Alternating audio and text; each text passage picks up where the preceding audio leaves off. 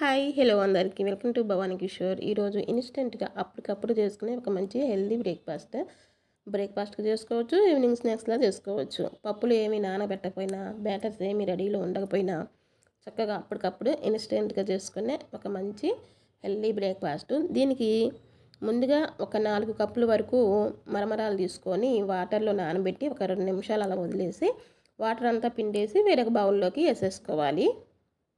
అలాగే నెక్స్ట్ వచ్చేసి half cup వరకు రైస్ ఫ్లోర్ తీసుకోవాలి.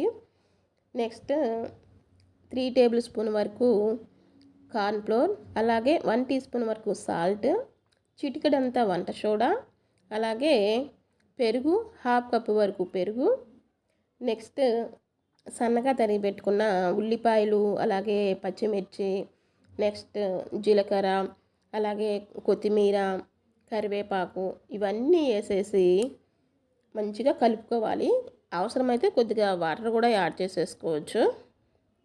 ఇలా మంచిగా కలిపి పెట్టుకొని ప్లేట్ పెట్టి ఒక 2-3 నిమిషాలు అలా వదిలేసాను అనమాట. అంటే ఈలోగా మనకి ఆయిల్ మరుగుతుంది కదా, ఆ టైం సరిపోతుంది 5 నిమిషాలు.